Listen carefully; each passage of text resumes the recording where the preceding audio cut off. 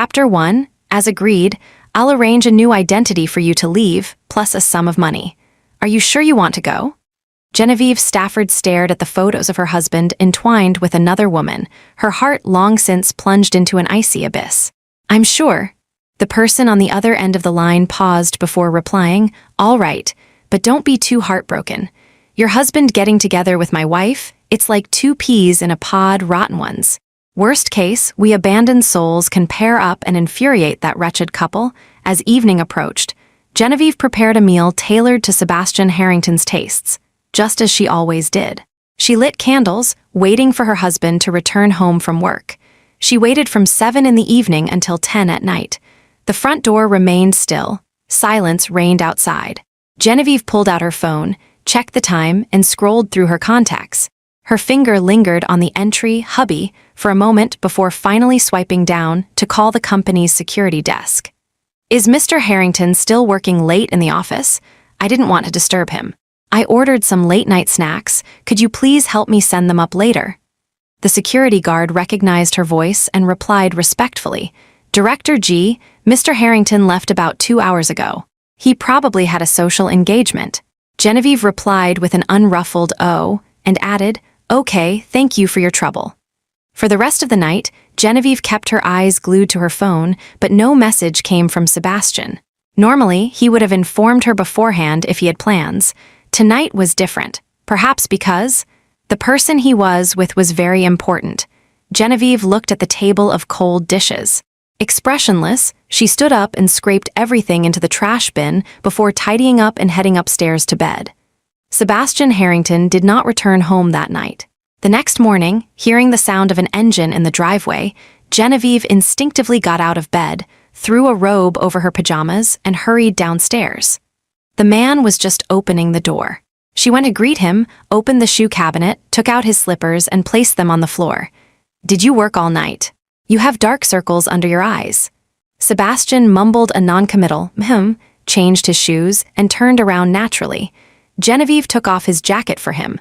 Go take a shower first, get some proper sleep. Sebastian was accustomed to her meticulous care. Genevieve thought he would go straight upstairs, but today he didn't. The man stood still, his complex gaze lingering on her face. Holding his jacket, Genevieve touched her own face quizzically. What's wrong? Nothing, the man averted his gaze. I'll talk to you later. A premonition stirred within Genevieve. She smiled and said, all right. It seemed many things wouldn't require her to break the deadlock first. Sure enough, half an hour later, Sebastian placed a divorce agreement on the table. I'm sorry, she's back. You can ask for whatever you want. I'll do my best to satisfy you. Genevieve certainly knew who she was. Sylvia Vance, Sebastian's childhood sweetheart. They grew up together. Sebastian had practically worshipped the ground she walked on. If Sylvia had asked for the moon, he probably would have tried to figure out a way to get it. But their innocent romance only lasted until high school. Sylvia went abroad for love, leaving Sebastian alone in the country, suffering for a long time, unable to move on. Seeing Genevieve lower her eyes without speaking, Sebastian assumed the news had dealt her a heavy blow. He said gravely, don't worry, it takes a month to get the divorce finalized. I'll come home as usual during this month to give you time to adjust. Genevieve took a deep breath, flexing her fingers before picking up the pen and signing her name on the divorce agreement. Sebastian watched her slightly trembling hand, seemingly feeling a pang of guilt. He pressed his lips together but ultimately said nothing, taking the agreement to the study. Genevieve watched the man's back. He hadn't taken 2 steps before picking up his phone, seemingly texting someone, a relaxed and happy smile playing on his lips. She averted her gaze, picked up her own phone, and once again dialed Julian Sterling's number. He asked me for a divorce. Let's proceed as you said. Get me a new identity. I want to go to North City. Julian chuckled softly. Going so far? If you're going to make a clean break, make it clean, right? Sand you can't hold, better just let it scatter. Hanging up, Genevieve felt a wave of relief. She opened her notes app and set a divorce countdown timer. In 1 month, she could take the money from both Sebastian and Julian, leave this place, and start a carefree new life as a wealthy woman. Chapter 2, since the divorce was decided, Genevieve certainly wouldn't stay at the company. She had poured a lot of effort into Harrington Corp before leaving. She wanted to ensure a complete handover. She left for the office shortly after Sebastian, went straight to her desk, organized her current tasks, and expedited anything that could be dealt with quickly. One document required Sebastian's personal signature. Genevieve, strictly professional, took the file to the CEO's office. Just as she raised her hand to knock, the door opened from the inside. A woman dressed in an exquisite Chanel suit stood there, holding a coffee cup. Seeing Genevieve, Sylvia Vance's eyes widened in surprise, then she smiled apologetically. "Oh, it's Genevieve. Look at me. I've been back for days, so busy keeping Seb company, I completely forgot you work here too. Did I startle you? Sorry, I didn't tell you beforehand." But even if she hadn't said anything, Genevieve had known immediately. The day Sylvia returned, Sebastian had booked an entire club for her welcome back party, even creating a giant heart-shaped floral arrangement with roses at the entrance. Everyone in their social circle envied them. Photos and videos flooded social media feeds. It was impossible for Genevieve not to know. It was at that moment she understood she could never replace Sylvia in Sebastian's heart. Fortunately, this absurd marriage was about to end. Genevieve smiled calmly. "It's all right. Knowing now isn't too late. Are you looking for Seb?" Sylvia stepped closer to Genevieve, blinking. "He might be unavailable right now. If you have something, you can tell me, and I'll pass it on for you." Her suggestive tone was undoubtedly meant to tell Genevieve how intimate their relationship was, what they had just been doing. Genevieve remained composed. "It's work-related. If he's not available, I'll come back later." She turned to leave. "Wait." Sylvia suddenly reached out to grab her, somehow stumbled, and the coffee cup fell to the floor, shattering. The remaining coffee splashed all over Sylvia. "Genevieve." She looked flustered, staring at her soiled clothes, her eyes quickly turning red. "If you're unhappy, you can just say so. I thought of you as a friend. I just wanted to ask you to dinner." "How could you?" Before she could finish, a figure emerged from the office. Sebastian looked at Sylvia's disheveled state and addressed Genevieve with a grim face. "Genevieve, if you have any dissatisfaction, take it out on me. What's the point of bullying Sylvie?" Bullying. He didn't even ask, just jumped to that conclusion. Genevieve looked into his sharp eyes, feeling a pang in her heart as if pierced by something. But it was almost over. There was nothing worth minding. She stated calmly, "Miss Vance wasn't careful." "Yes, Seb." Sylvia clutched Sebastian's arm, seemingly afraid he would clash with Genevieve, biting her lip and whispering, "It was my fault. I wasn't careful. Don't blame Genevieve." Her words only made Sebastian's gaze towards Genevieve darken further. "Genevieve, don't exhaust the last shred of goodwill I have for you. Get back to where you came from, and don't come back until you've thought things through." After saying this, he protectively led Sylvia back into the office, slamming the door shut with a loud bang and locking it from the inside. Genevieve stood there for a moment, finding the situation somewhat laughable. Think things through before coming back to see him? Of course, she had thought things through. Any affection she had left for Sebastian Harrington was now completely exhausted. Chapter 3, Genevieve sighed, looking at the file in her hand. She supposed she'd have to go back to her office first and try again later. Surprisingly, however, she encountered Sylvia Vance again in the break room not long after. Sylvia had changed into a different outfit, the latest Dior suit, equally exquisite and expensive. She greeted Genevieve as if nothing had happened. "Genevieve, don't you have an assistant? Why are you making coffee yourself?" Genevieve murmured and casually returned the question. "Is Miss Vance an assistant? Why can't you seem to finish making coffee?" "You." Sylvia was stunned, momentarily speechless. Just as she finally formulated a retort, Genevieve interrupted her dispassionately. "Miss Vance, there's no need to pretend in front of me. I wanted to say, you don't need to target me. I'm not your enemy." Sebastian must have told her about the divorce immediately. Sylvia paused, then gave a half smile. "I never considered you an enemy either. A woman like you, with no family background, an orphan whose parents died young. You should be grateful you didn't starve, right? You and he are simply not from the same world. Take the clothes I wear, for instance. He knows what to order for me without me even asking. Easily thousands of dollars for limited editions. As for what you wear, to him, it's no different from trash." Sylvia crossed her arms, making no effort to hide her scorn. "The clothes are, and so is the person. You were just a temporary novelty. You mean absolutely nothing." Genevieve was indifferent to luxury goods and wasn't particularly bothered by her words, but being insulted to her face wasn't something she'd just swallow. She looked at Sylvia for a long moment before saying, "So, you were just a temporary novelty to Julian Sterling too? No wonder Miss Vance can empathize with me so well." "You." Sylvia's face flushed red and white, but ultimately she couldn't come up with a rebuttal. Muttering, "I'm nothing like you," she picked up her coffee and left. But Genevieve suspected this encounter might make Sylvia resent her even more. She felt a pang of regret. There was no need to get caught up in these verbal spars. Genevieve had once been the daughter of a wealthy family, but at 15, disaster struck. Both her parents committed suicide, leaving her alone and adrift in the world. That was when Julian Sterling appeared. If Julian hadn't supported her continued existence, she might not have survived. So later, when Julian asked for her help, she didn't refuse. "There's this woman hitting on me lately. I quite like her, but she might just be clinging to me out of novelty and a desire for conquest. If she's going to be my woman, I can't watch her trying to have it both ways. There's this persistent guy hanging around her, very annoying. Go win him over. Once Sylvia makes a clean break with him, you can withdraw. Whatever you want afterward, I'll grant it." Julian's kindness was like a mountain to Genevieve. Even without the final promise, she would have done it for his happiness.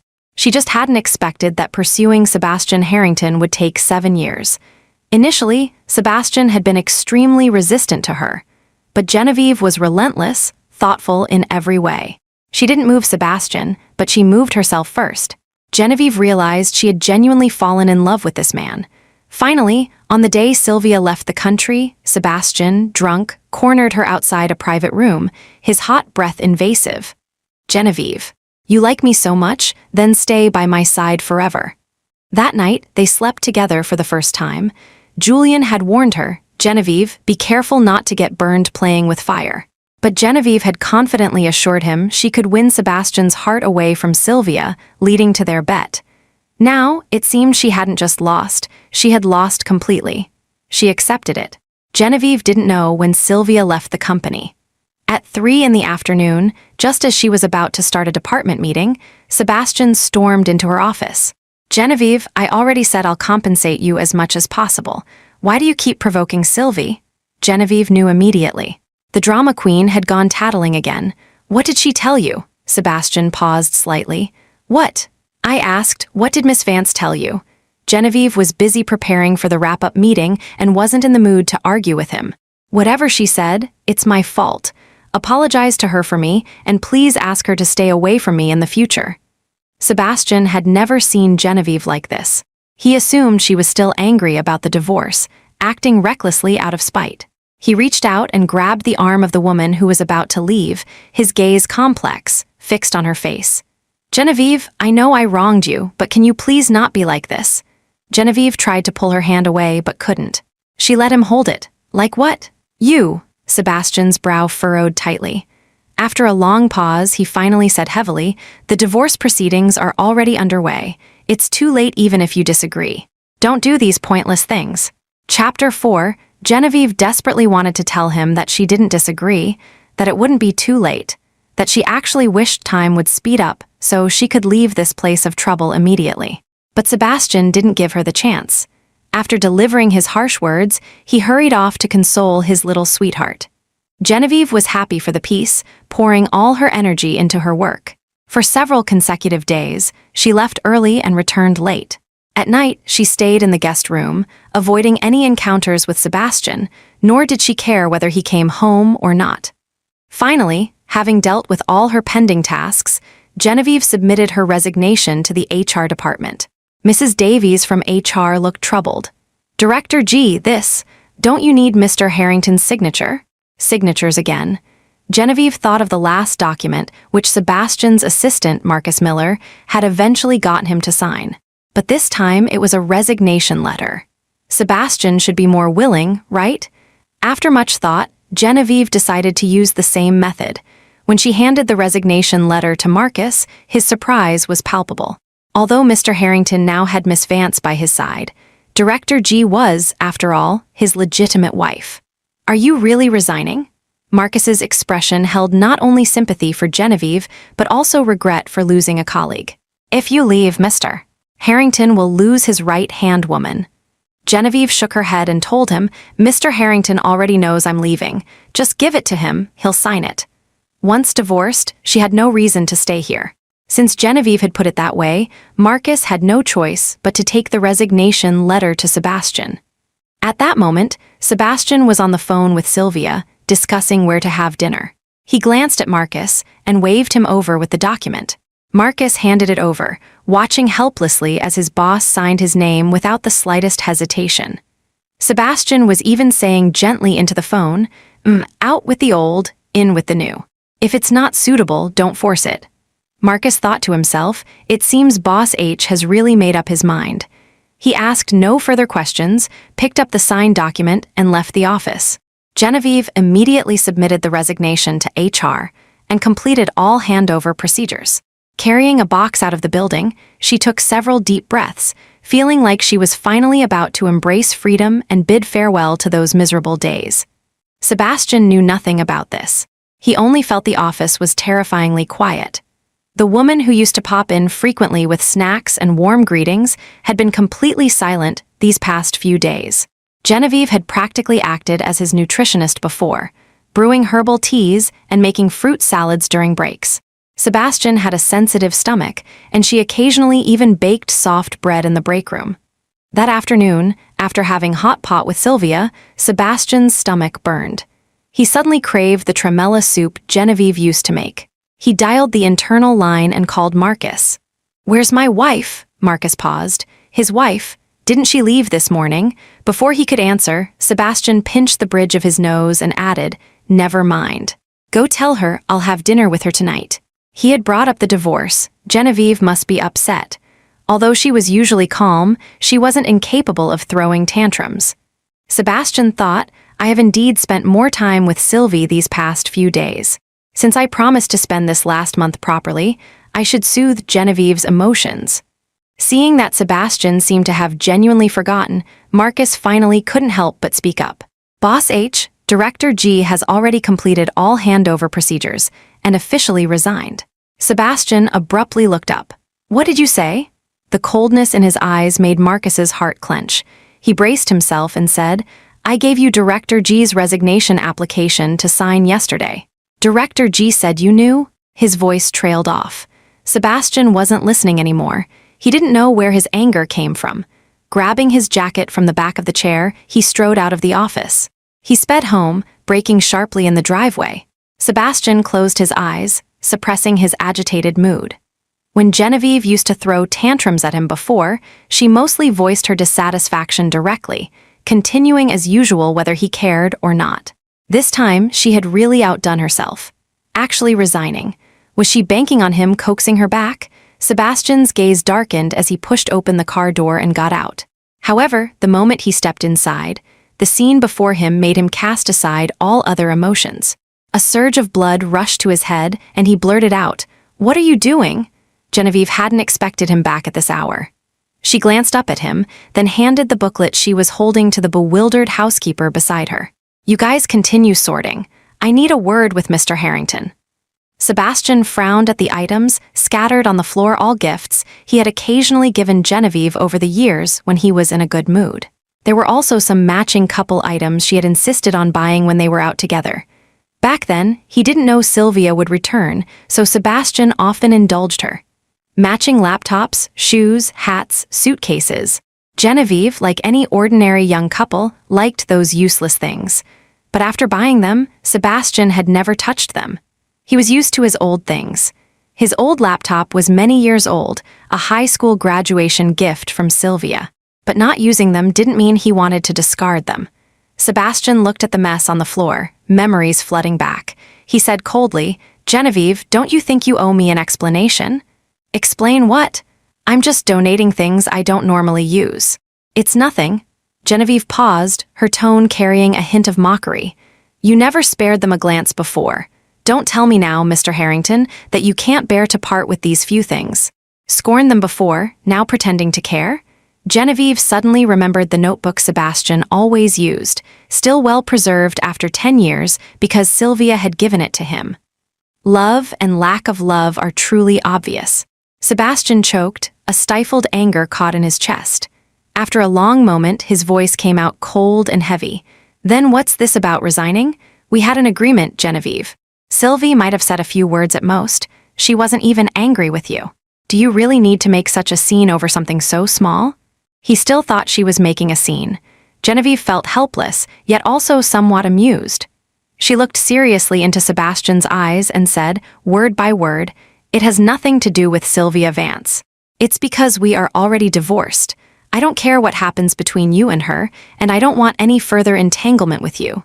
Sebastian Harrington, as you wished, I will no longer love you." Chapter 5, it was rare to see such a blank expression on Sebastian Harrington's face. Perhaps because he had never heard Genevieve say words like, "don't love him," he couldn't accept it for a moment. The muscles in his jaw trembled slightly. He opened his mouth but said nothing. After a while, his expression finally turned ugly. "Genevieve, there's no need to say such meaningless things. Sylvie won't bother you. I already said I'd stay by your side this month, give you time to move on. Why deceive yourself?" He still didn't believe her. Genevieve genuinely laughed. "How about this, I move out? Once I finish packing, you can even let Sylvia Vance move in. I don't mind." Sebastian stared intently at Genevieve for a moment, as if trying to ascertain the truth in her words. After a long pause, his Adam's apple bobbed. His lowered brow revealed a hint of hidden darkness he himself hadn't noticed. "No need. Sylvie doesn't want to interfere between us. You don't have to test me repeatedly with words like that. I won't change my decision. There will only ever be Sylvie in my heart. Instead of doing pointless things, you should think about what else you want. Financially, I can compensate you as much as possible." Genevieve looked at his gloomy face, suddenly finding herself speechless.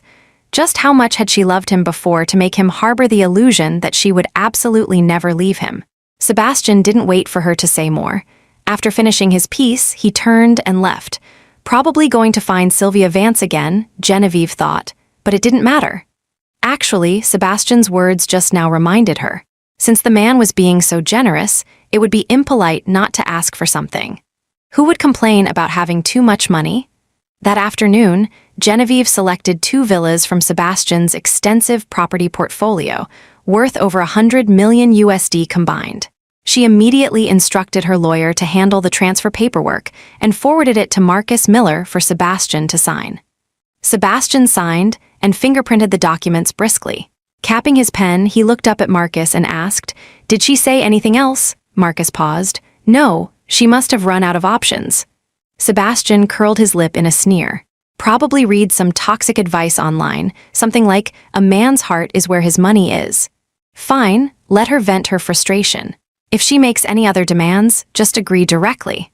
Although Genevieve had gone a bit too far this time, he needed to give her the cold shoulder for a bit longer. Otherwise, with over 20 days left, who knew what other stunts she might pull? Marcus looked at his boss's expression, wanting to say something but holding back. He really wanted to say that Mrs. Harrington didn't look upset at all. On the contrary, she looked radiant. But then again, this was a matter between husband and wife. It wasn't his place as an outsider to interfere too much. Marcus respectfully acknowledged the instructions and took the signed documents to Genevieve. Genevieve immediately listed the 2 villas with a real estate agent, requesting a quick sale. The price wasn't important, but she wanted the full amount paid up front and the transaction completed as soon as possible. Who would complain about having too much money? Those 2 villas could fetch at least $100 million USD. That evening, Genevieve received a text message from Sebastian. It said he wouldn't be back for the next 2 days, telling her to calm down, not to get stuck in a rut, and that they could still be friends after parting amicably. Genevieve stared at the message for 2 seconds, then chuckled softly. How had she never noticed before? This man's narcissism really reached a certain level. Out of sight, out of mind. She archived the chat and continued packing. Having lived in this house for 5 years, there was simply too much clutter. Genevieve sorted the important items into boxes, planning to throw everything else away. If you're going to make a clean break, make it clean. She didn't intend to leave any trace behind. Sebastian didn't return for 2 days. Genevieve was calmer than she had imagined. The feelings she thought would be hard to let go of were just that. This morning, just after tearing a page off the desk calendar, she suddenly received a call from Marcus Miller. Marcus couldn't reach Sebastian, but there was a very important contract that needed signing. The partner was pressing urgently. He had no choice but to call Genevieve. Genevieve paused. "What about Sylvia Vance? Have you asked her?" "I have. Miss Vance doesn't know where Mr. Harrington is either." Genevieve pondered for a moment, then decided to go over. Although her affection for Sebastian was gone, she had invested her efforts in the company too. Besides, the project Marcus mentioned was one she had previously been in charge of. Genevieve left the house and quickly drove to the company. The Harrington Corp office building was located right at a large intersection with heavy traffic. She checked her rearview mirror and turned on her left turn signal. Just as she turned the steering wheel twice, a sedan suddenly rushed from the side, colliding head-on with Genevieve's car. The massive impact deployed the airbag. Genevieve felt like a kite with a broken string. Her head spun as she watched helplessly as the car lost control, finally crashing hard into the green median strip. The other car was also badly damaged, thick smoke billowing from it, obscuring the view of the person inside. Genevieve managed to shake her head, feeling wetness on her face. She raised her hand and wiped it blood. Before she could react, a familiar figure suddenly appeared in her line of sight. The fear in Genevieve's heart seemed to subside slightly, and she eagerly tried to push the door open. However, just as her hand touched the door handle, she saw the man run straight towards the opposite car, his face etched with a panic and tension she had never seen before. "Sylvie!" "Sylvie," he opened the door and carefully, painfully lifted the woman out. So, it was Sylvia Vance. Genevieve's hand, resting on the car door, slowly slid down. Her chest heaved erratically from excessive panic. She even forgot the pain. Her vision was filled only with that anxious face. "Sylvie, I'm sorry. It's all my fault. I shouldn't have gone drinking without telling you. It's all my fault. Don't fall asleep. I'll take you to the hospital right now." "The car, where's the car?" Marcus caught up from behind, saying urgently, "Mr. Harrington, the accident needs to be assessed by the traffic police." "Assess what?" "I told you to get the car," Sebastian roared, his icy expression glancing towards Genevieve. "Dare to hit Sylvie? No matter who it is, I'll make them pay." Through the hazy smoke, Genevieve clearly saw the fury and killing intent in his eyes. She had thought Sebastian simply didn't love her, but had at least liked her once. Turns out, there really wasn't any feeling at all. In the face of Sylvia Vance, he could completely disregard her life or death. A self-mocking smile touched Genevieve's lips. The wound on her forehead finally registered, beginning to throb violently. The sensation spread through her nerves to her heart, almost suffocating her. After a while, the people opposite had already left. Just then, her phone rang. Genevieve struggled to pick up her phone and answer. "Julian?" As soon as she spoke, tears streamed uncontrollably down her face. Her low voice held a hint of grievance. I was in a car accident. Could you help me call an ambulance?" Julian paused, then waved his assistant over, putting the call on speaker. He said gravely, "Don't be afraid. Tell me your location. I'll send someone to pick you up immediately." Genevieve forced herself to stay conscious, relaying her address and current condition. The assistant immediately went to make arrangements after hearing the details. Julian's brow furrowed deeply. His calm, deep voice asked, "So, have you given up hope now?" Genevieve leaned weakly against the seatback. Her gaze swept over the wreckage outside. Many onlookers were taking photos with their phones. She murmured a soft "Ma'am, can you get me out of here quickly?" The man considered for a moment, then said word by word, "Yes, now is the chance. I will let you die in this car crash, disappear completely from Sebastian Harrington's world." Chapter 6, Sebastian frantically rushed Sylvia Vance to the hospital, personally attending to everything, accompanying her through all the checkups. Still worried, he summoned the hospital's most authoritative doctors, repeatedly emphasizing that nothing must happen to Sylvia. Marcus Miller finished the admission procedures and received a call from the traffic police department. His expression flickered slightly. After acknowledging the call, he hurried back to the hospital room. "Mr. Harrington, Mrs. Harrington, she? Why bring her up now?" Sebastian's brow furrowed tightly, giving Marcus no chance to continue. I'll be at the hospital taking care of Sylvie for the next couple of days. Keep a close eye on things at the company. Don't contact me unless absolutely necessary. As for Genevieve, hadn't she already taken 2 villas to appease her anger? Besides, Sylvie was in an accident. If Genevieve didn't understand, she was being unreasonable. Thinking this, Sebastian said gravely, "Put her matter aside for now. Nothing is more important than Sylvie." With things said so clearly, Marcus could only swallow the words he was about to speak. It seems Mr. Harrington really doesn't care about his wife, but never mind. Mrs. Harrington had always treated him well. He should handle it himself. Sebastian stayed at the hospital for 3 days. He initially wanted Genevieve to bring him a change of clothes, but remembering they hadn't spoken in days, he decided to go back himself. Upon entering the house, the housekeeper was busy cleaning the living room. Somehow, Sebastian inexplicably felt the house was empty. He frowned, his gaze sweeping upstairs. "Where's my wife?" The housekeeper was slightly baffled by the question. "Mrs. Harrington? I don't know, sir. I've been here the past couple of days and no one's been home."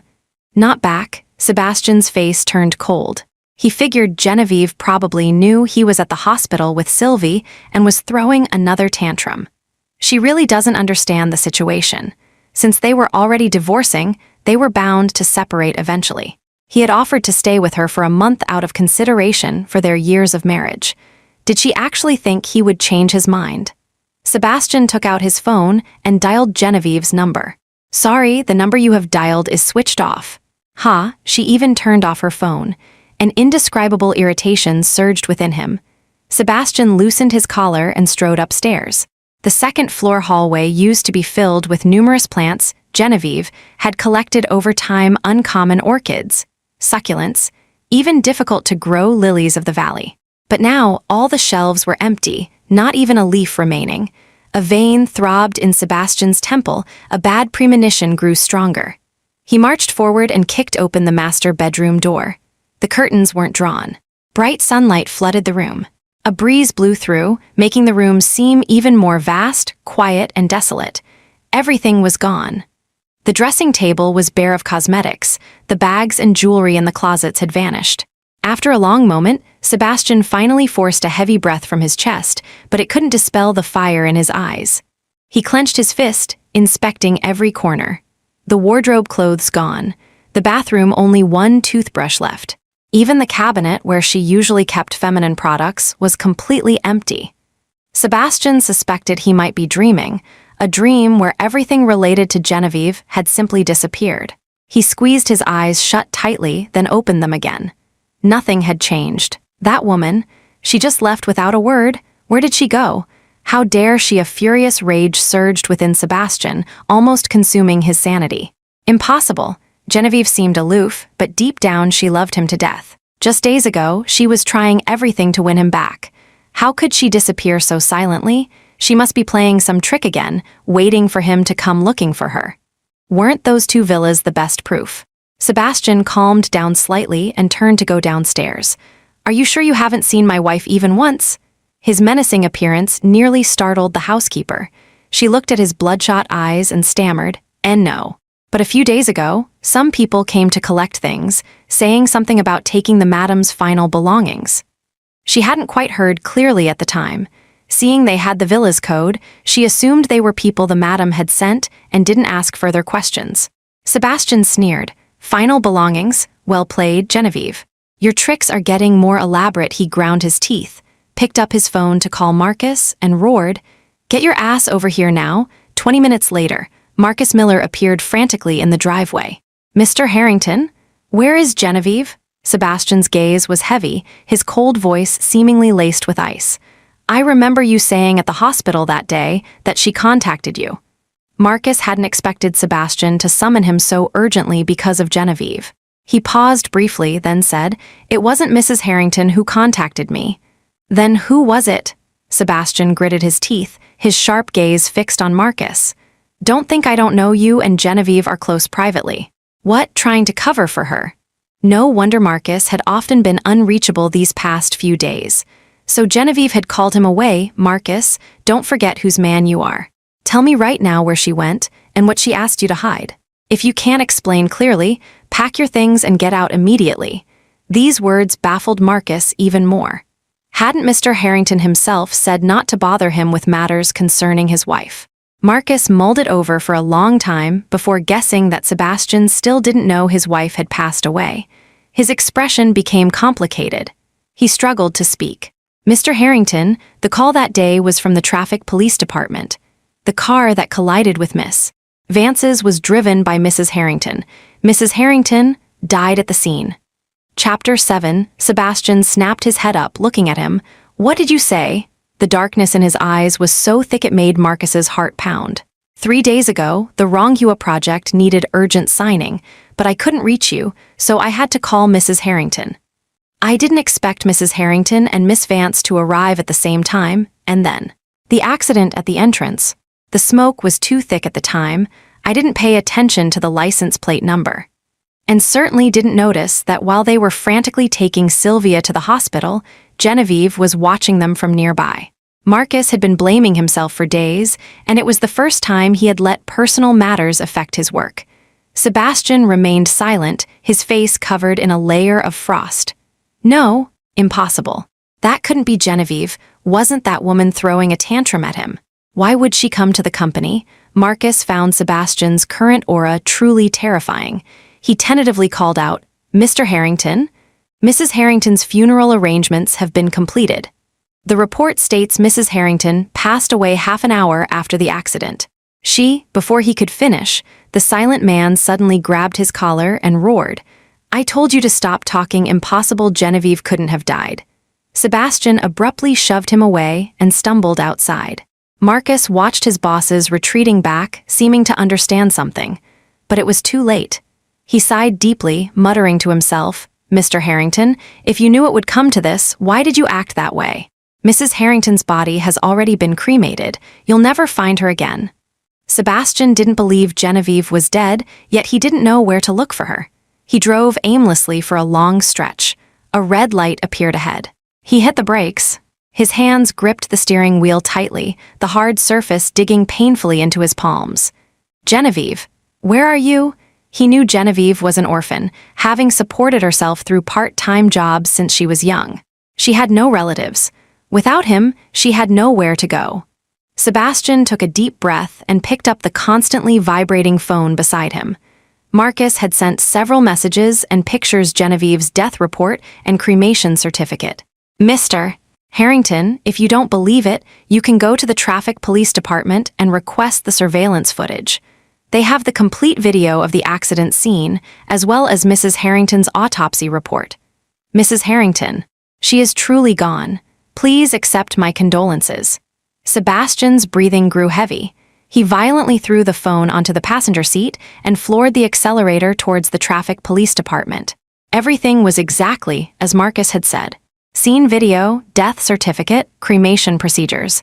No discrepancies, but Sebastian simply refused to believe it. That was Genevieve. She had loved him for 5 whole years. Just days ago, she was trying everything to reconcile with him. How could she just die like that?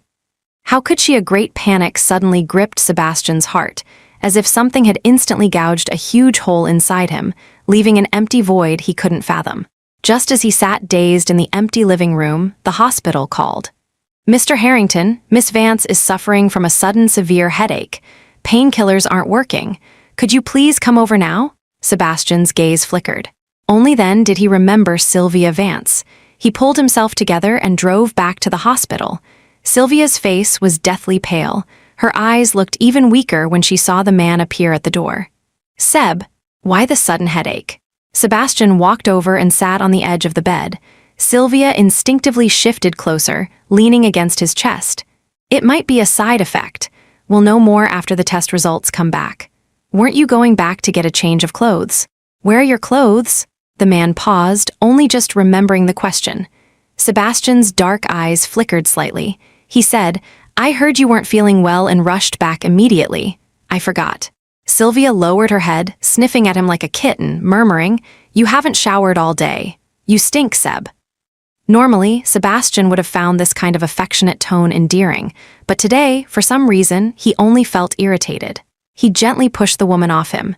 He said patiently, If you're not feeling well, get some sleep, okay? Sylvia's expression stiffened for a moment, then she naturally clung to his arm again, pursing her lips. Are you going out again? Before Sebastian could answer, a knock sounded at the door. A man in a suit walked in, his tone professional. Good afternoon, Mr. Harrington. I am the lawyer representing Miss Genevieve Stafford during her lifetime, fully handling your divorce proceedings and the management of her assets. Chapter 8. The lawyer presented a stack of documents, placing them in front of Sebastian Harrington. Mr. Harrington, these are the assets left behind by Miss Stafford before her passing. Sebastian stared intently at the pile of A4 paper, saying nothing. It was Sylvia Vance who reacted strongly, her eyes wide with shock. Before her passing, Genevieve, the lawyer glanced at her and kindly explained, Miss Stafford passed away accidentally in a car crash 3 days ago. Based on her full authorization, I have the right to handle the disposition of all her assets. The majority of Miss Stafford's assets have been donated to charitable foundations. The remainder should rightfully be returned to Mr. Harrington. Additionally, given the fact of Miss Stafford's death, the cooling-off period for your divorce has ended, and the marriage is naturally terminated. You are now a free man. After stating this, the lawyer nodded politely. If you have no further questions, I shall take my leave. Sebastian remained utterly silent, like a soulless shell. Seb. Sylvia bit her lip, her soft voice comforting. Since it has already happened, don't be too sad. Genevieve, she wouldn't want to see you like this. The man remained motionless. His naturally lowered hand had clenched into a fist at some point, knuckles white. Sylvia looked at his profile, then thought back to the lawyer's words. So, he had already divorced that woman? Then, why didn't he tell her? Was it because he secretly harbored fantasies, thinking they could still reconcile? Sylvia looked at the man's profile, her heart filled with mixed feelings, yet also a strange sense of exhilaration. What use were fantasies? What use was regret? Genevieve Stafford was dead. Died in that car crash 3 days ago. A faint smile touched Sylvia's lips, vanishing in an instant. She assumed Sebastian's despondency was temporary, that he simply hadn't fully processed the fact that Genevieve is dead. Although they had been married for 5 years, Sylvia had more faith in Sebastian's feelings for her. However, the reality almost made Sylvia grit her teeth in frustration. Although Sebastian stayed with her at the hospital, he became withdrawn and quiet. He would often stare off into the distance, lost in thought for long periods. He stopped shaving, looking disheveled. The dashing, well-groomed man was gone. Sylvia couldn't bear it any longer. Forcing a smile, she said, Seb, I'm being discharged tomorrow. Why don't you tidy yourself up a bit, and we can go out for a nice meal, okay? I'm so sick of hospital food, I could throw up. The last sentence was filled with playful affection, but Sebastian remained unmoved. His gaze merely shifted slightly as he asked, tidy up what? Well, Sylvia's smile froze. Take a shower, change your clothes, and maybe do something about your hair and beard. She reached out and poked the man's face, trying to keep her tone light. Look at you, taking care of me for a few days has turned you into a hobo. Can you bring back that handsome, refined Seb for me? Sebastian pulled her hand away. The words tumbled out as if by instinct. Genevieve used to prepare all my clothes. She had a great sense of style, which suit went with which tie. She also liked the Terre de Hermes aftershave. It smells good. For the past 5 years, Sebastian had grown accustomed to Genevieve's care, from daily meals to company projects. That woman had permeated his life like air, omnipresent, but just like that, she was dead. Before dying, she hadn't left him a single word. Sylvia's face turned pale. She looked up at him in disbelief. So what are you trying to say now? Genevieve is gone. No matter how much you talk about her, she won't hear you, do you understand? She gripped Sebastian's arms tightly, forcefully, as if trying to wake him up. You should focus on your current life. Seb, the person beside you is me. So what if Genevieve is dead? I'm still here, what are you planning to do? Break up with me, or go join her in death? Chapter 9. Seeing the woman become increasingly agitated, Sebastian's eyes showed little emotion. He gave a self-deprecating smile. Sylvie, I wasn't thinking anything. I just need time to sort out my feelings. That day, if I had just walked over and taken a look, I would have found the seriously injured Genevieve. I could have bought her some time, she wouldn't have died. We both owe her. After saying this, Sebastian gently pushed Sylvia away again. The movement was light, even gentle, but the words spoken were so cruel. "Sylvie, I'll have someone pick you up from the hospital tomorrow. You're mostly recovered. There are matters at the company waiting for me. Rest well." "Seb." Sylvia tried to grab him, but only caught the hem of his clothes. Panic uncontrollably gripped her heart. "Seb, please don't go, okay?" The man didn't turn back, striding out of the hospital room with his long legs. According to Sylvia's plan, since Genevieve was dead, Sebastian should have taken her back to the South Bay villa, meticulously planned a proposal with a diamond ring, a priceless wedding gown, and a grand wedding. But not only did Sebastian fail to do this, he became lost in guilt towards Genevieve, unable to extricate himself. After that day, she hadn't seen him again. Sylvia waited for a week, growing increasingly restless. Finally, she decided to go directly to Harrington Corp to corner him. For 3 consecutive days, she didn't even catch a glimpse of Sebastian. "Where on earth is your Mr. Harrington? I'm his girlfriend, let me in." The receptionist didn't recognize her and found her words amusing. Are women these days really this desperate? If you were really Mr. Harrington's girlfriend, would you need me to contact him for you? "Miss, if you don't have an appointment, please leave quickly and don't disturb our work. Otherwise, it won't look good when I call security." Sylvia was about to argue further when her eyes caught sight of Marcus Miller emerging from inside. She immediately ran over. "Marcus, where is Sebastian?" Marcus was startled by the figure suddenly appearing before him. "Miss Vance." He greeted her, then sighed. "Mr. Harrington is not in the company." Sylvia hadn't rested well for days. Her skin looked terrible and her eyes were bloodshot. She had no other options. Julian didn't want her. If she couldn't even hold onto Sebastian now, what would become of her future? Sylvia clung to Marcus like a lifeline, afraid he would run away. Then, where is he? Marcus felt sorry for her, and besides, given Mr. Harrington's current state, perhaps having someone who could persuade him would be good. Mr. Harrington should be at Mrs. Harrington's grave in the cemetery. If you want to find him, Miss Vance, you could try looking there. The city's largest cemetery was in the southern suburbs. Sebastian had been coming here for days, bringing alcohol, just sitting quietly, occasionally murmuring a few words to the person in the photograph. It was tragically ironic. When Genevieve was alive, he barely spared her a glance. Now that she was dead, he spent his days reminiscing with a photograph. "Genevieve, don't you think I'm ridiculous?" The woman in the photo smiled slightly, as if agreeing with him. Sebastian looked down, the self-mocking curve of his lips growing increasingly bitter. He raised the bottle and desperately gulped down the alcohol. Suddenly, a hand reached out and snatched the whiskey bottle from him, scolding angrily. "If you really don't want to live, then just die. At least people might think you died for Genevieve. What's the point of putting on this half-dead act? Who are you showing?" Chapter 10, Sebastian looked up. It was his friend, Wesley Ashton. He snorted dismissively and reached for the bottle. "You have too much time on your hands today. What brings you here to meddle in my business?" "If I didn't come meddle, were you planning to drink yourself to death here?" Wesley kicked him irritably, glancing at the bottle the man had snatched back. "Do you even know the proof of that stuff? Drinking like this, how many lives do you think you have?" He had been in Europe on business for a month. Upon returning, he heard about Sebastian and Genevieve. A perfectly fine couple, torn apart like this because of some woman who popped up out of nowhere. It truly left one speechless. Wesley had initially intended to beat Sebastian up, but seeing him in this wretched state, he felt he couldn't bring himself to do it. Sebastian's eyes were already somewhat glazed. Alcohol temporarily eased his pain. Most importantly, wheeze. He stared at the bottle in his hand, his voice hoarse. "Did you know? Every time I drink, I can see her." "Wesley, she says she doesn't blame me, tells me to live well." Wesley sneered. "You're really imagining things." Sebastian took another swig from the bottle, saying faintly, "I know I wronged her. I didn't value her love enough before. Even her death, I bear inescapable responsibility." "So you atone like this?" Wesley looked down at him, gritting his teeth. "If I were Genevieve, seeing you in this drunken state, I just wish you'd get lost. Don't insult my resting place." The man froze, the pain in his eyes gradually spreading. "Is that so?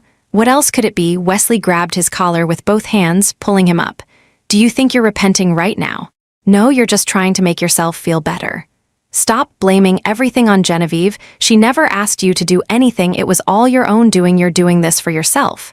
Sebastian let himself be dragged, seemingly becoming an empty shell. He turned his head to look at the woman in the photo, familiar yet strange. At this moment, he suddenly realized he seemed to have never truly understood her. Wesley shoved him away forcefully, his own emotions equally complex.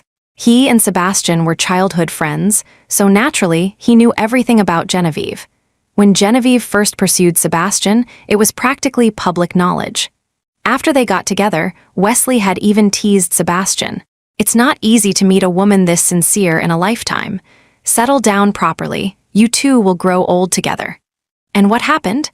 As soon as that Vance woman returned, he messed everything up, costing Genevieve her life. Didn't you really like that Sylvia Vance? If you're happy taking on her baggage, then you should go live your happy life. Don't try to have it both ways. Acting virtuous after doing wrong, Sebastian remained motionless, his slumped figure seemingly shrouded in an inescapable shadow. After a long while, his low, hoarse voice finally emerged. I also thought I didn't love her. He thought he was just used to it, used to Genevieve's presence, used to Genevieve's care. As long as Genevieve was there, all complex problems could be solved. But when she was gone, he realized her shadow was in every corner. He feared seeing her, yet yearned to see her. I regret it. Sebastian ran a hand roughly through his hair, his voice incredibly hoarse. Wheeze, I really regret it. It's all my fault. If I could trade my life for hers, would she come back? Wesley had never seen Sebastian like this before. The harsh words he had prepared got stuck in his throat. He sighed deeply and sat down beside Sebastian. Saying all this is useless crap. If you truly cared about her even a little bit, you should finish what she left unfinished, live properly, and be a decent human being from now on. Also, I watched the surveillance footage from your company entrance. Don't you find it strange? Sebastian abruptly looked up. What do you mean? The car crash was suspicious. Wesley frowned slightly, knowing Sebastian was too caught up in the situation to see clearly. He pointed it out directly. Such a large intersection, 2 lanes each way. Genevieve was driving normally. Why would a car crash specifically into hers? Sebastian's Adam's apple moved. He fell into a long silence. Not long after, Wesley received a call from his company. Seeing Sebastian's mood had stabilized, he said, wallowing in misery is useless. If Genevieve were alive, she would only feel her past efforts were even more worthless. Think carefully about what you should do next. Once Wesley left, the cemetery fell silent again. Sebastian turned to look at the tombstone, the turbidity in his eyes gone. Genevieve, can you show me the way?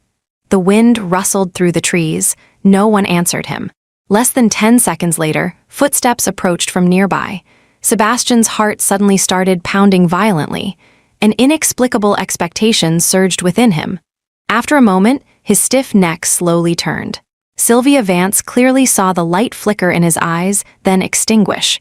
Her breathing grew uneven, but she tried her best to compose herself, walking over. Marcus said you might be here, so I came to see. Sebastian averted his gaze. Didn't I tell you to rest well?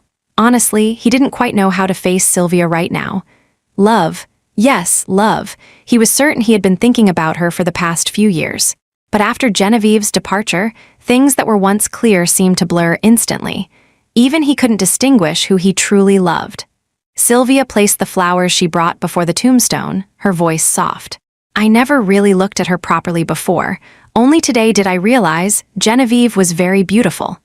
Sebastian replied instinctively, she was always beautiful. Sylvia's face paled slightly. She awkwardly changed the subject. Seb, you must have been here for a long time, right?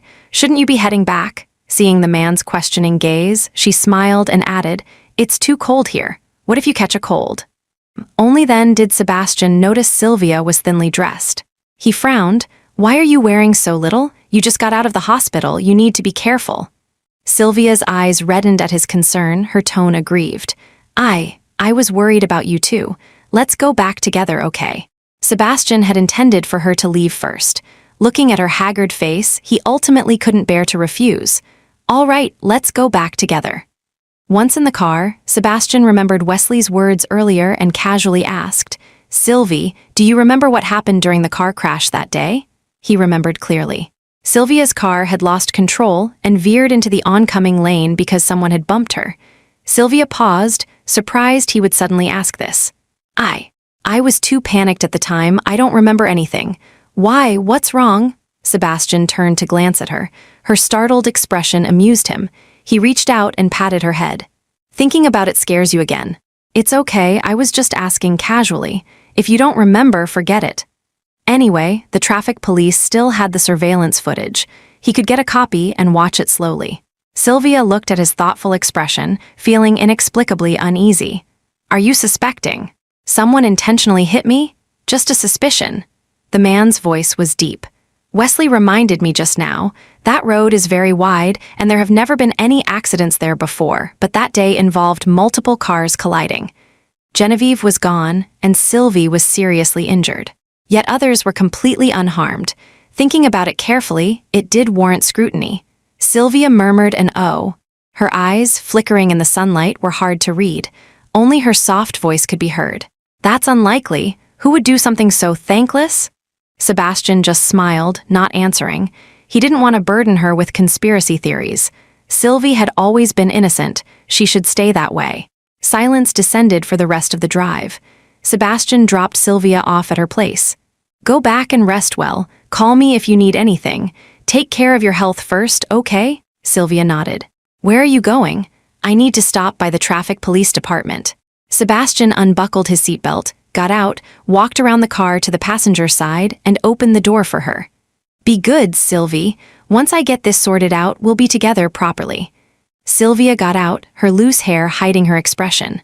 She said softly, drive carefully. Sleep early, good night. Sylvia stood by the roadside, watching the two lines of taillights recede into the distance. Her fingers gripped her bag strapped tightly, unnoticed even by herself. Get this sorted out, and then be together properly.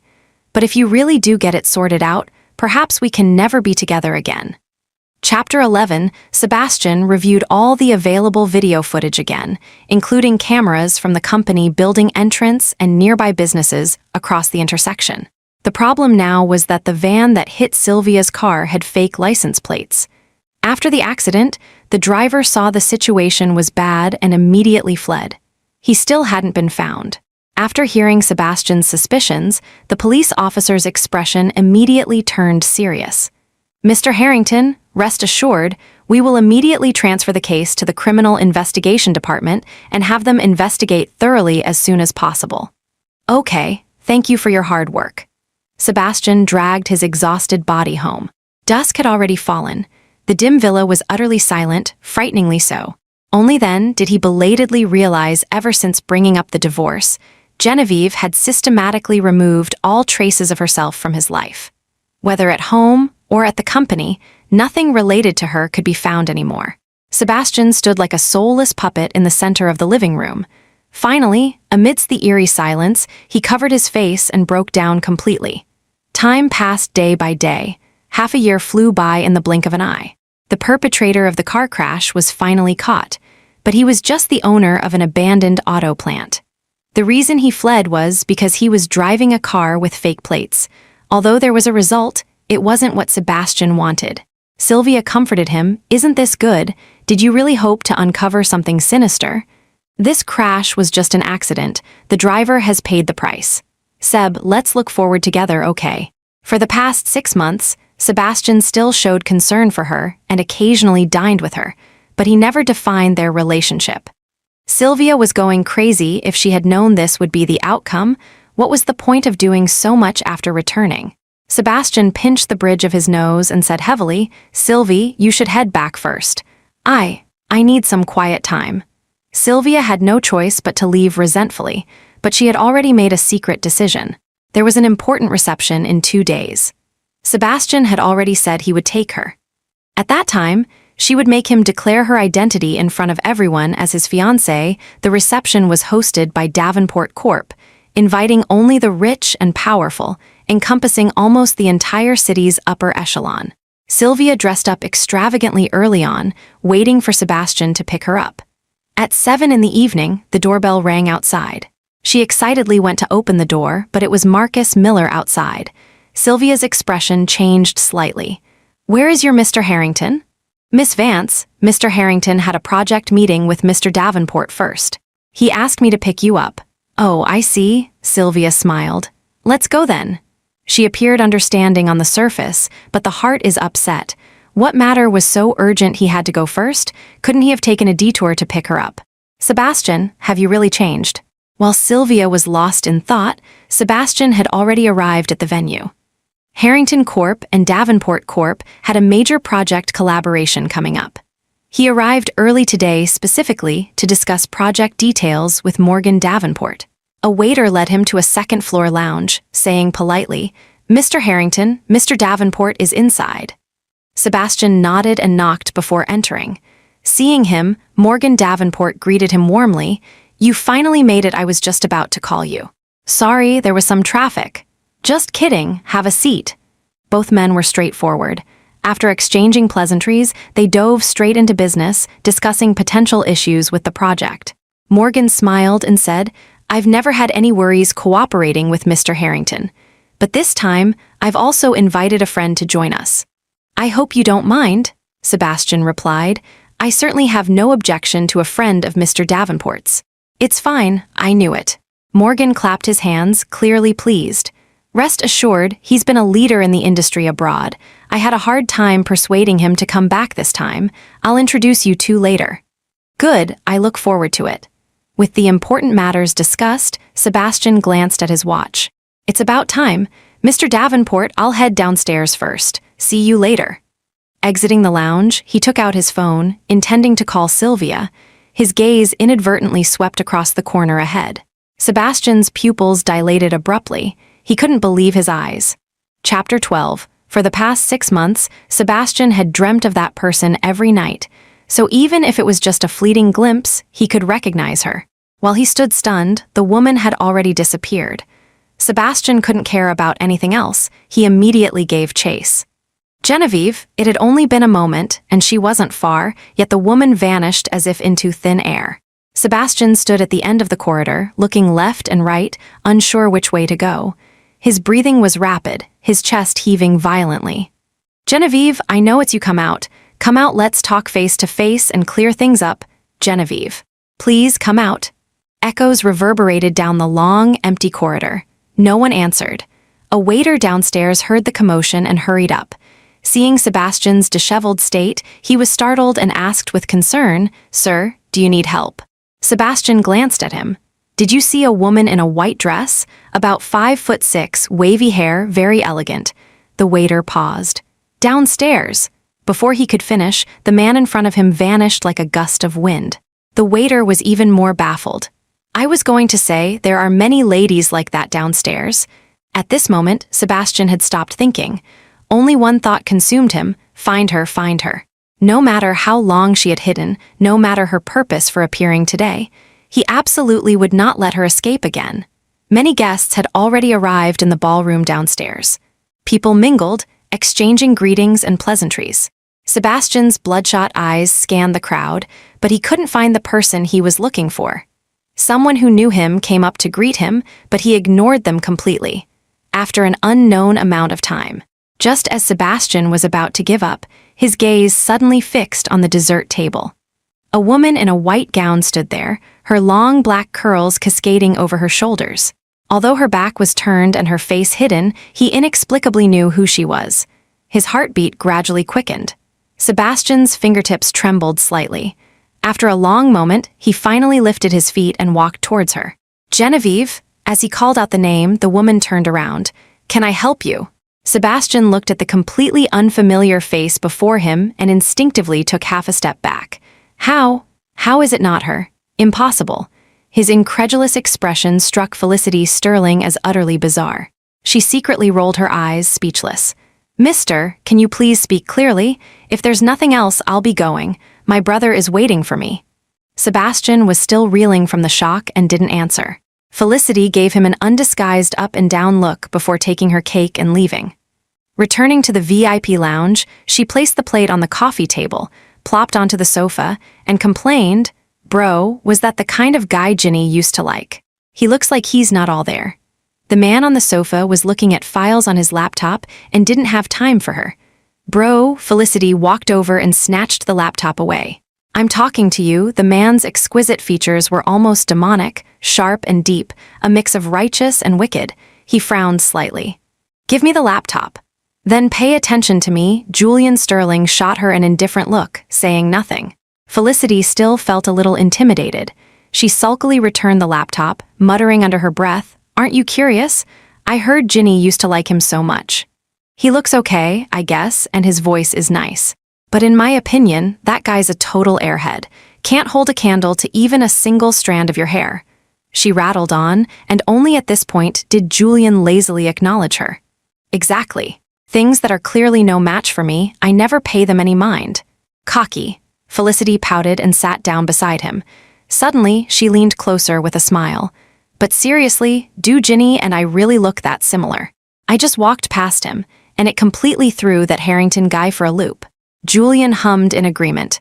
You'd better not mention this to your sister Ginny. Careful, she might smack you. Felicity and Genevieve were similar in height and build. With a little imitation of her aura, their backs looked identical. No fun. Felicity propped her chin on her hand and sighed. I thought we could have some exciting revenge on the scumbag drama, but alas, Ginny's too kind. She'd never do that. Julian chuckled softly, his already handsome face becoming even more breathtaking. She's not kind. Then what is she? Lazy. Felicity blinked, then pouted. You understand Ginny best, but how come you haven't managed to win her over after all this time? Chapter 13, Julian's expression stiffened. He casually grabbed a throw pillow and tossed it at her. You little minx, always touching a raw nerve, huh? Felicity finally scored a point, laughing so hard she doubled over. Downstairs, Sebastian snapped back to reality, wanting to chase after the woman to ask questions. Just as he took a step, his arm was grabbed by the newly arrived Sylvia Vance. Seb, I called your name several times just now. How come you didn't hear me? Sebastian looked at the hurt expression on her face and felt a pang of guilt. Sorry, Sylvie, I just saw someone I knew and thought I'd go say hello. What acquaintance could capture his attention so completely? Sylvia was suspicious but maintained an understanding facade. Then let's go together. Mr. Lee was just asking where you were too. We can see him at the same time. Sebastian frowned, but thinking about how little time he had spent with Sylvia recently, he felt guilty and suppressed the earlier thought for now. All right, let's go. After a round of greetings, Sylvia was practically beaming. In elite circles, people excelled at flattery and speculating about the women accompanying powerful men. Her status was already an open secret. Miss Vance and Mr. Harrington make such a lovely couple. Are wedding bells ringing soon? Don't forget to send us an invitation. Such comments were endless, and Sebastian didn't deny any of them. Just as she was secretly rejoicing, Morgan Davenport, today's host, emerged with a wine glass. After exchanging pleasantries with the crowd, he walked straight towards Sebastian. Sebastian, I've been looking everywhere for you. Remember I said I'd introduce you to a friend? Sebastian smiled faintly. Wouldn't I have to wait for Mr. Davenport to finish his duties first? Morgan laughed heartily. Let's go, he's over there. No one objected, so Sylvia linked her arm through Sebastian's and went along. She had been inwardly pleased, but upon seeing the familiar figure, the smile froze on her face. Morgan didn't notice anything amiss, and continued his enthusiastic introduction. This is the industry leader I told you about, Julian Sterling. Julian is a leading figure in intelligent AI overseas. His company's tech RD has won countless patents. Whether it's drones or derivative developments, they're practically at the top. If it weren't for our connection, plus my persistent invitations, he really wouldn't have come back to get involved in our little ventures here. Julian raised an eyebrow, saying modestly, Mr. Davenport exaggerates. It would be my honor to join forces with you. All right, you. Morgan laughed and patted his shoulder. We're friends, no need for such formalities. Sebastian remained silent, his intense gaze fixed on the man opposite him.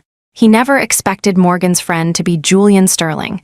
Why did he suddenly return to the country? Could it be? Sebastian's gaze shifted slightly to the side.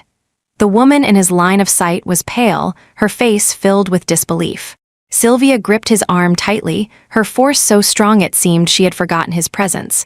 At this point, Morgan also noticed something was off, his eyes darting between them. Julian, Sebastian. What, do you know each other?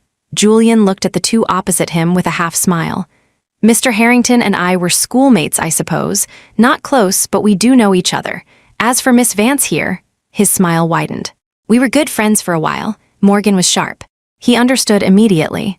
Since that's the case, I should leave you old friends some time to catch up.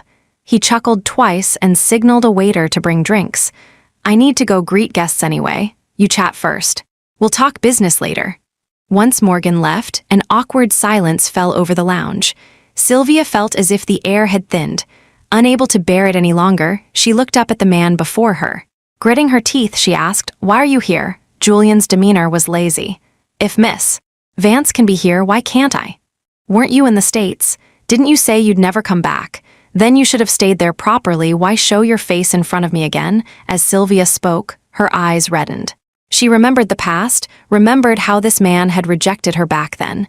He said he didn't love her, and just like that, he didn't. Now he returned without a word. Did he think she would still shamelessly cling to him? Chapter 14, Sylvia was filled with resentment, unaware that her appearance only evoked confusion and amusement in Julian's eyes. "Miss Vance, are you perhaps misunderstanding something? I returned purely for business. If I hadn't run into you here today, I wouldn't even have known you were in the city." Julian curled his lip, perfectly embodying the image of a roguish, wealthy young master. "Besides, there's someone standing right next to you. So eager to declare your lingering feelings for me. Isn't that rather impolite?" Only then did Sylvia realize she was still clinging to Sebastian's arm. Her face flushed, then paled. Her heart trembled slightly as she whispered, "Seb." Sebastian showed little reaction, his dark eyes like bottomless pits, revealing none of his thoughts. He patted Sylvia's hand reassuringly and looked up at Julian. "I didn't expect Mr. Sterling to be Mr. Davenport's friend, but this way is good too. At least we won't need to waste any more words explaining, wouldn't you agree?" Julian spread his hands, looking intrigued. "Since Mr. Harrington puts it that way, then of course. As for past matters," Sebastian narrowed his eyes, his voice deep. "It's over. There's no need for Mr. Sterling to make things difficult for Sylvie over it." "Make things difficult?"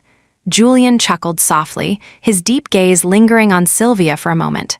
That look pierced Sylvia like a thorn, making her heart panic uncontrollably. What was Julian planning? However, her worry was unnecessary. Julian said nothing further, quickly shifting the conversation to the project. When discussing work, both men switched to professional mode, speaking articulately. Sylvia sat to the side, watching these two, the two most important men in her life, feeling like she was sitting on pins and needles. After about 15 minutes, the work discussion wound down. Just as Sebastian was about to leave with Sylvia, the lounge door pushed open from the outside. A girl in a white gown entered, one hand holding her skirt, her expression lively and cute. "Bro, are you done yet? These parties are so boring. Ginny's here to pick us up. She's already arrived. Can we go home now?" Only then did she notice the two strangers in the room. Sebastian and Sylvia were also looking at her. It was her. Sebastian thought of the back view he'd seen earlier, his breathing slightly uneven. Sylvia, on the other hand, felt a wave of relief. She had always known Julian had a spoiled younger sister with a bit of a temper, used to getting her way. Since she came to fetch Julian, he would definitely leave. Finally, this excruciatingly awkward situation could end. Julian took a step forward, neatly blocking Sebastian's view.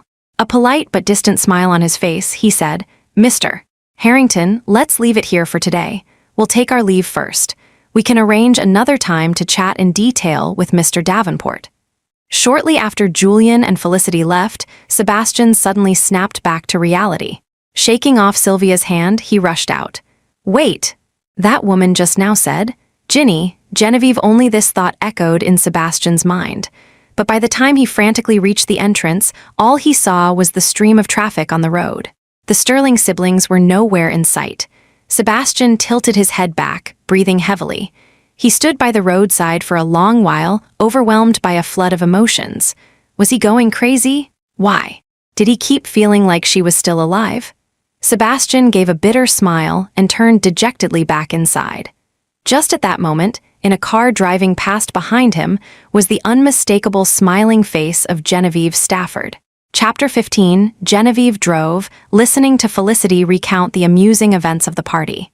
Seriously, those people are so boring. Just endless flattery, trying to curry favor, right? But the desserts were delicious. Oh dear, I meant to bring you back a small cake, I forgot. The light turned red ahead. Genevieve hit the brakes and glanced at her. Smiling, she said, I already had dinner. If you liked it, maybe we can go just for dessert next time.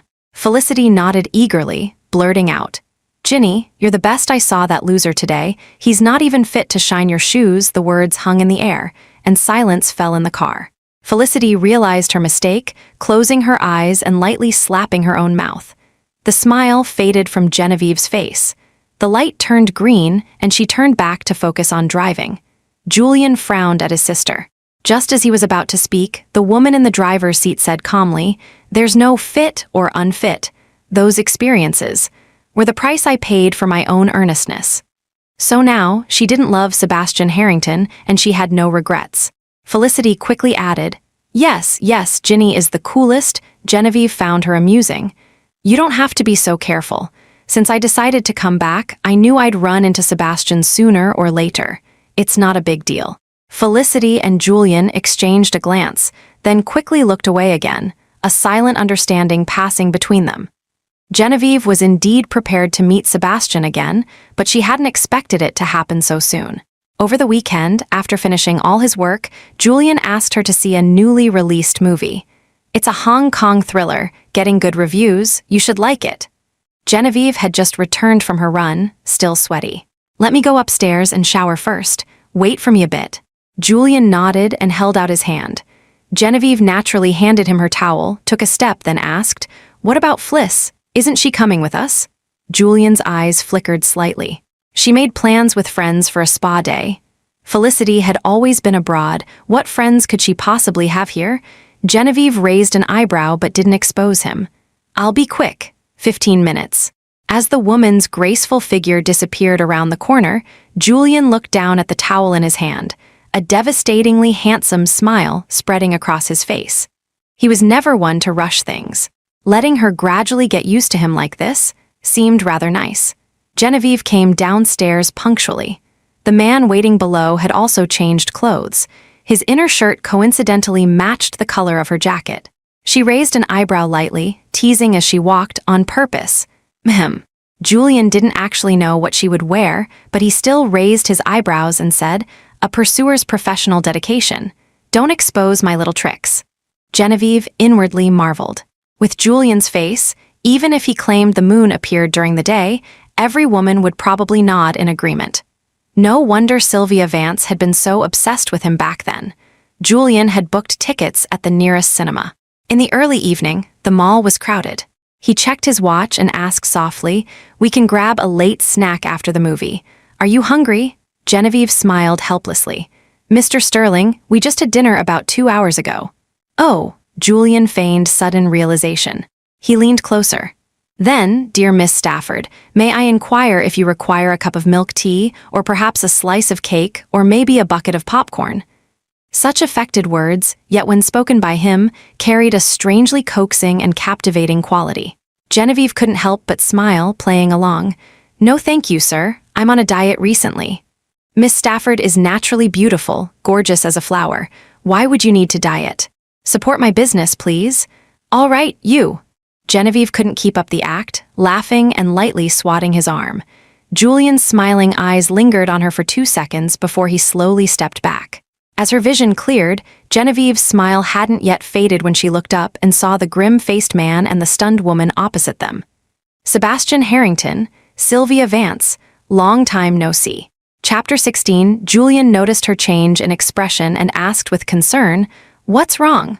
Following her gaze, he also saw the two individuals. He chuckled softly, casually tucking one hand into his pocket, reverting to his lazy, nonchalant demeanor. Mr. Harrington, Miss Vance, what a coincidence. Sebastian ignored him, his bloodshot eyes fixed solely on Genevieve. It really was her, she was alive. Sebastian suddenly felt his heart, dead for over half a year, finally beat vividly again. His Adam's apple bobbed. The next second, he strode towards Genevieve, grabbed her hand, and started pulling her aside. Julian's gaze sharpened. Before he could react, he heard the woman's calm voice. "Let me talk to him." "Wait for me." The hand he had started to raise lowered again. He remained nonchalant, seemingly indifferent. Sylvia was left standing there, her face flushing red then white, unsure how to react. She didn't want to face Julian alone, especially not now. She had seen everything his interaction with that woman just now. Sylvia had chased after Julian for so long back then. He had always been casual and indifferent. When had he ever put in the effort to amuse a woman like he did today? But why Genevieve? Anyone but her Sylvia had to admit she was practically consumed by jealousy. Julian observed the changes in her expression, crossing his arms with a half-smile. "Is Miss Vance worried about Mr. Harrington?" "Don't worry, our Genevieve isn't interested in him." "Our Genevieve?" Sylvia dug her nails fiercely into her palm. "Are you and Genevieve together?" Julian's brow twitched slightly, but he didn't answer. "Julian, you bastard." Sylvia hated his attitude, yet felt utterly helpless. She took a deep breath, forcing herself not to dwell on the past. "Since you're already with Genevieve, why didn't you stay nicely in the States? Why come back?" Julian looked at the face before him. He hadn't looked closely when they were together before. Now he realized she was quite unattractive. He narrowed his eyes, his voice betraying no emotion. "Why, is Miss Vance afraid of our return?" Sylvia's heart skipped a beat. "What do you mean?" "Nothing." Julian didn't want to elaborate. He simply said, "We came back for business, of course. It has nothing to do with Miss Vance." Seeing him look down at his phone, Sylvia's panic intensified. Just Julian alone was one thing, but Genevieve too. Genevieve wasn't dead, and she was back. What exactly were they planning? "What are you planning?" On the other side, Sebastian was asking Genevieve the same question. The empty corridor was quiet, echoing only the man's deep, hoarse voice. Genevieve looked at his reddened eyes, feeling nothing inside. "None of your business." "How can it be none of my business?" "Genevieve, we were married." Sebastian felt the current her was too unfamiliar, like meeting her for the first time. This feeling left him deeply powerless, as if all his emotions were hitting cotton wool. "Since you weren't dead, why didn't you contact me? Do you know how long I looked for you?" "Genevieve, you weren't like this before." Genevieve would inform him in advance about everything she did. He, on the other hand, hadn't cared much. "You said it yourself, that was before." Genevieve stated the fact coldly. "Sebastian Harrington, our marital relationship no longer exists. Whether I'm dead or alive, and what I want to do has nothing to do with you." Sebastian's lips moved, taking a long time to form sound. "No, we didn't divorce, but Genevieve Stafford died. Without Genevieve, the marriage naturally ceased to exist." Genevieve found it somewhat amusing. "Didn't you dream of growing old with Sylvia Vance? Now that your dream has come true, why care about what happens to me?" "Oh, wait. Sebastian Harrington, you don't actually care about me. You only care about yourself, about making yourself feel less miserable. Now that you know I'm not dead, you don't need to feel guilty anymore. Do what you're supposed to do. Stop focusing your attention on me."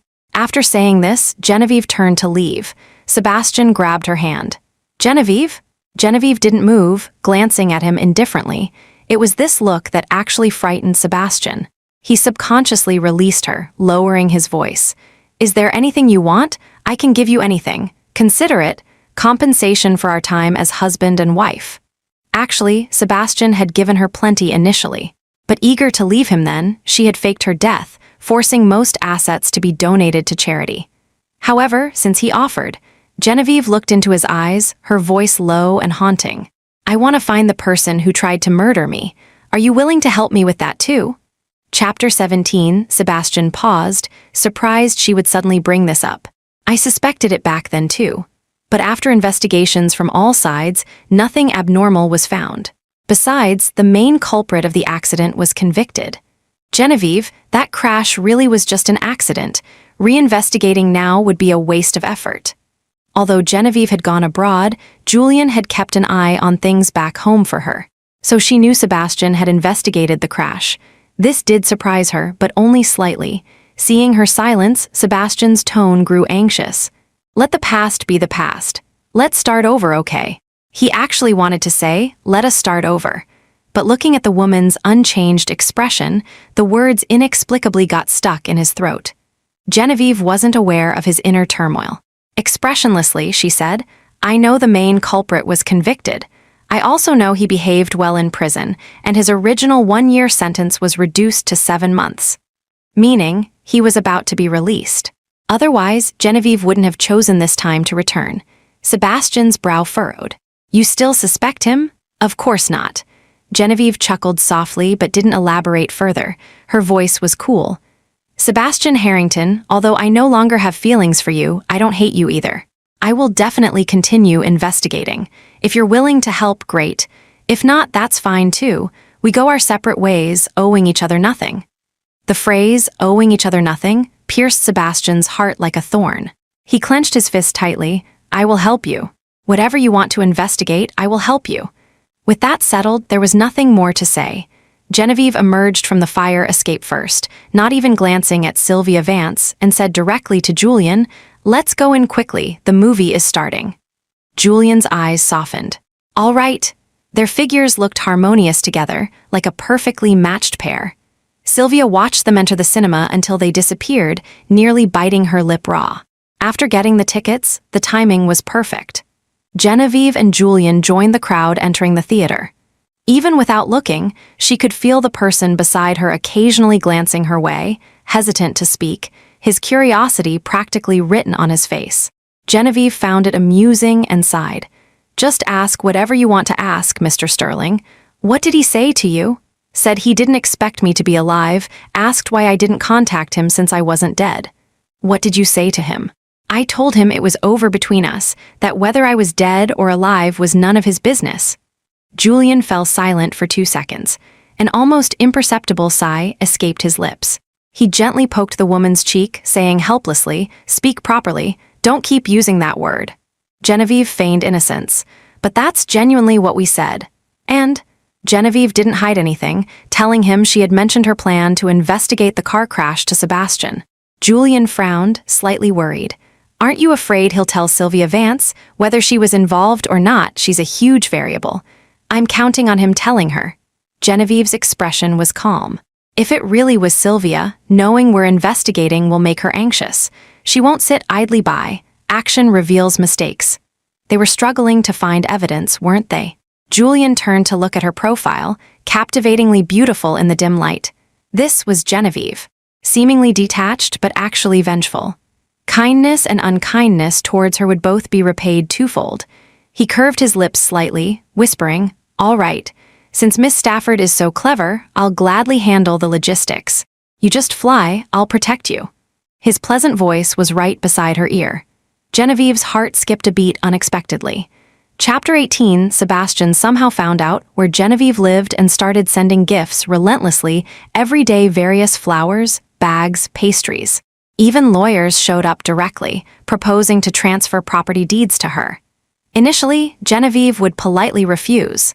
Later, discovering that the more she refused, the more persistent the man became, she simply let him be. But Felicity Sterling was miserable. Although Ginny wasn't working, she kept up her daily exercise and outings. Felicity was the only idle one left, feeling like a glorified parcel dispatcher. One day, Julian had just returned home when Felicity walked in, carrying a large bouquet of Freud roses. She casually tossed them onto the floor. "Bro, can't you do something about this? Did you see? That Harrington guy is being totally shameless. He's pursuing your future wife. Right under your nose. At home, how can you be so nonchalant? Don't you mind at all?" She was seriously getting fed up the first couple of days. The flowers were novel. But day after day, who could stand this constant annoyance? Julian frowned, ignoring her provocations and complaints, simply asking, "Where is she?" "Ginny." Felicity slumped onto the sofa listlessly. "Upstairs. Just finished exercising, probably showering." Julian's eyebrow twitched. He headed upstairs. Genevieve's room was at the southernmost end, not the master suite, but it had better views and light. Julian knocked lightly. The door wasn't locked. He pushed it open and went inside. The sound of running water came from the bathroom. She was indeed showering. He stood in the middle of the room for a moment, debating whether to leave or sit. Choosing the latter, he casually picked up a book from the coffee table and started flipping through it. 1 page, 2 pages. The sound of the water made his heart beat faster and faster. Julian took a deep breath, closed the book, placed it back in its original spot, and was about to leave when the phone on the bed suddenly rang. He turned and walked over. The name, Sebastian Harrington, lit up the screen, his expression darkened. Julian picked up the phone with a sneer, answered. "Genevieve, did you like the flowers today? Are you free tonight? I found a really good restaurant I want to take you to. Genevieve isn't here." The cold voice instantly silenced the other end. Julian leaned casually against the bedpost, looking towards the bathroom.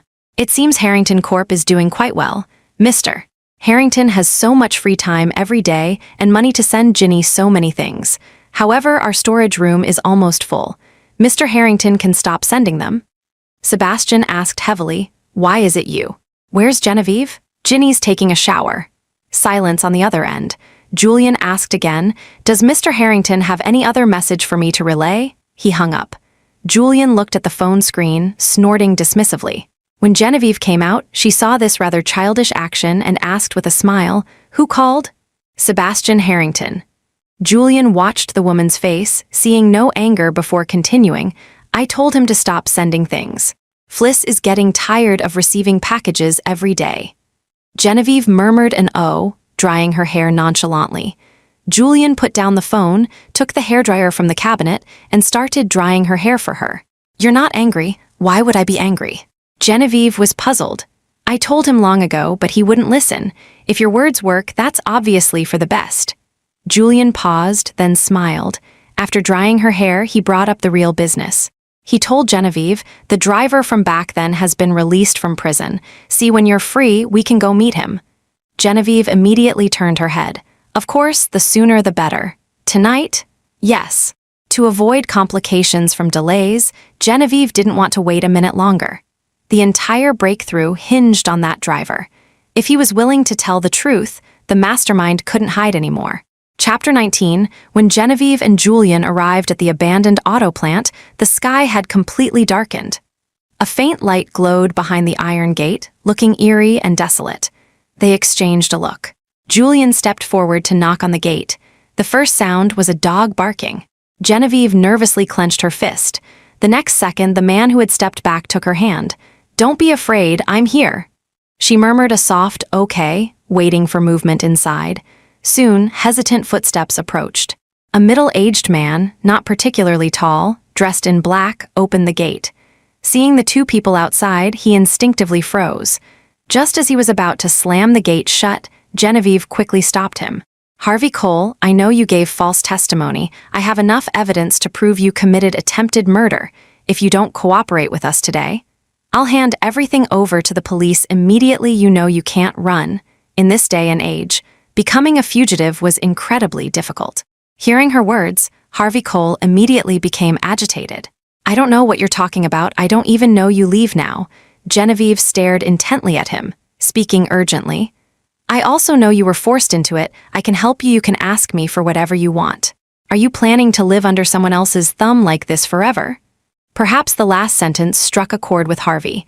His expression flickered for a moment. In that instant, Julian pushed open the iron gate and stepped inside. "Let's talk." Harvey looked at the tall man before him, seemingly left with no choice. Genevieve and Julian worked in perfect sync, playing good cop, bad cop. Using threats and promises, they soon broke Harvey Cole's silence. "That woman promised me $1 million, said with my background, everyone would think it was just an ordinary car accident. Who knew she only gave me $500,000? I spent 7 months in jail, and when I got out, she denied everything, kept putting me off. Does she think I'm stupid?" Seeing Harvey become increasingly agitated, Genevieve's fingers trembled slightly. She opened her social media app, found a photo of Sylvia Vance, and held it in front of him, her voice hoarse. "Was it her?" "Yes, that's her." Harvey's eyes flashed fiercely. He turned and met Julian's cold gaze, immediately shrinking back. "I know, I've told you everything. There's no point looking for me.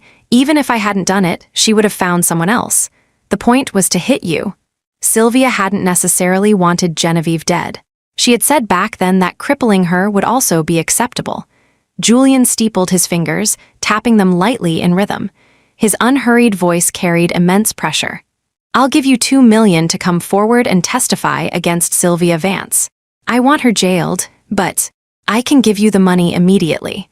If you're worried, we can sign a contract and have it notarized by a lawyer. I am a businessman, and businessmen value integrity above all."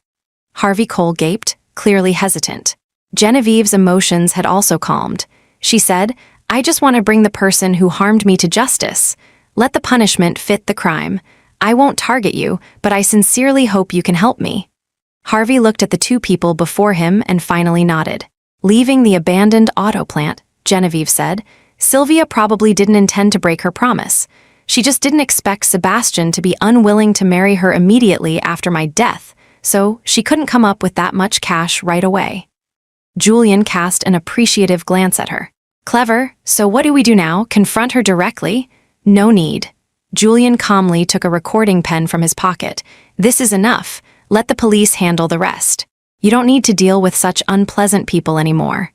Chapter 20, with the evidence secured, Sylvia Vance was quickly arrested.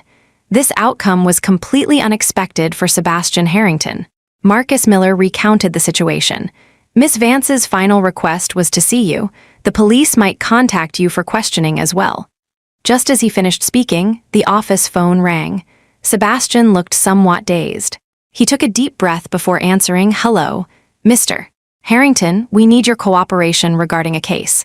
Please come down to make a statement." At 4 in the afternoon, Sebastian appeared at the city police headquarters. The police carefully questioned him about the situation, then asked, "Miss Vance wishes to see you. Do you?"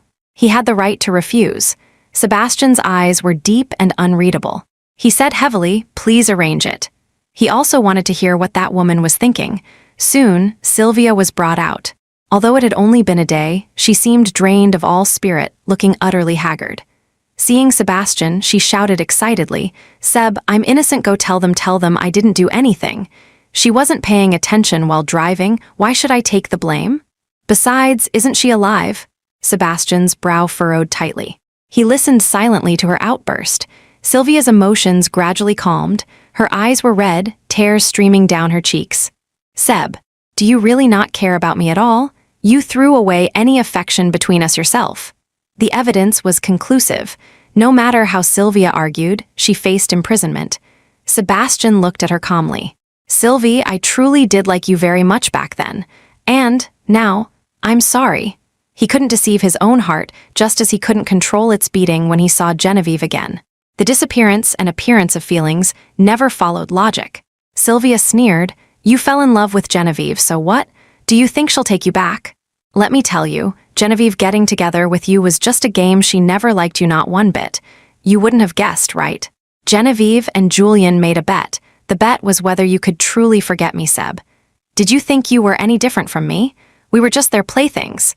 Sylvia had personally overheard this during a phone call between Julian and Genevieve. Otherwise, she wouldn't have given up on Julian so easily and returned to the country to find Sebastian. That man had only ever loved Genevieve from the start. He was just too proud to admit it. So he pretended to accept her, wanting to provoke Genevieve a little. Who knew Genevieve wouldn't take the bait at all, and even readily agreed to pursue Sebastian. Everything that had happened for so long, it was all a joke. Sebastian didn't know how he walked out of the detention center. The sun shone brightly outside, but he felt no warmth. So, it was all a sham. He thought back on the past 5 years, the self-mocking smile growing wider. Fine, let this be his retribution. Let this be the consequence he deserved for not cherishing her properly. Genevieve was unaware of these developments. After giving her statement at the police station, she returned to the villa to find Felicity had redecorated the place from top to bottom, giving it the vibe of a villa party. Felicity had wanted to invite some friends but worried Genevieve wouldn't like it, so she waited for her return to ask. "Of course, I have no objection. You guys can have fun however you want." "Really?" Felicity's eyes lit up. "I'll go make calls right now." She bounced upstairs. Julian happened to be coming out of the study. His eyes met Genevieve's in the living room and both smiled. "All settled?" "Settled." Genevieve hadn't felt this relaxed in a long time. She thought for a moment and said, "So next, should I return to the States or stay here? I can follow your arrangements." After all, she now worked for Julian's company. He was her direct boss. However, the man didn't answer immediately. Instead, he slowly walked over. "Suddenly talking about work? Yes, what if I don't want to talk about work? Julian's deep eyes gazed at her, filled with indescribable affection. He said, word by word, Genevieve, I don't want to talk about work with you. I only want to talk about feelings. Do you want to talk? Genevieve paused, then a faint smile bloomed on her lips. Well, Mr. Sterling can try a little harder then.